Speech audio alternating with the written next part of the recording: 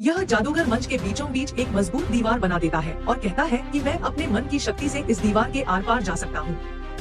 तभी मंच को पर्दे से ढक दिया जाता है और अगले ही पल यह जादूगर सच में दीवार के आर पार चले जाता है।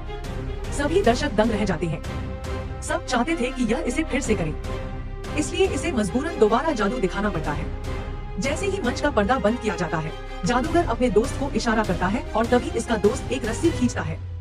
तभी मंच पर एक छोटा सा छेद खुल जाता है और यही दीवार के आर पार जाने का राज छिपा हुआ था।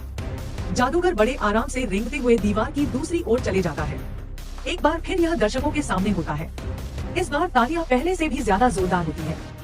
अगले दिन राजा इसे महल में जादू दिखाने के लिए बुलाता है।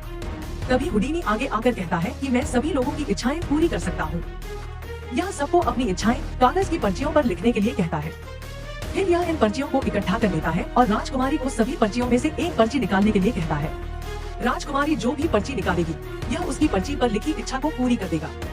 लेकिन जब हुडीनी पर्ची खोलता है, तभी यह कहता है, मुझे रशियन भाषा नहीं आती।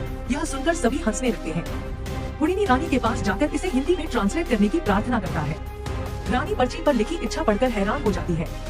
रानी कहती है, इस इच्छा को पूरा करना नामुमकिन है क्योंकि इसमें लिखा था कि महल की घंटी फिर से बजनी चाहिए, जबकि सदियों से घंटी नहीं बजी थी और घंटी की रस्सी भी सड़ चुकी थी।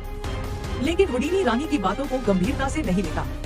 यह अपना रुमाल निकालता है और इसमें एक सफेद रेशमी दुपट्टा डालता है और अगले ही पल इसमें से एक रस्सी निकल आती है।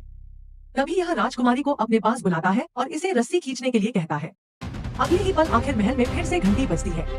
यह देखकर सभी हैरान रह जाते हैं और सभी हुडीनी के आगे झुक जाते हैं। लेकिन हम सब जानते हैं कि जादू असल में नकली होते हैं। घंटी बजने की असली वजह यह थी कि शुरुआत में ही हुडीनी ने इच्छा वाली पर्ची अपनी पर्ची से बदल दी थी और इसकी पर्ची पर पहले से ही इसने महल की घंटी बजाने की इच्छा लिखी हुई थी और घंटी इसलिए बज सकी क्योंकि इसका साथी पहले से ही पास की इमारत में एक स्नाइपर राइफल के साथ मौजूद था और गोली की आवाज न आ सके, इसलिए इसने बंदूक की बैरल पर साइलेंसर लगा दिया था। जब राजकुमारी रस्सी खींचती है, उसी पर यह बंदूक का ट्रिगर दबा देता है और महल की घंटी तुरंत बज उठती है।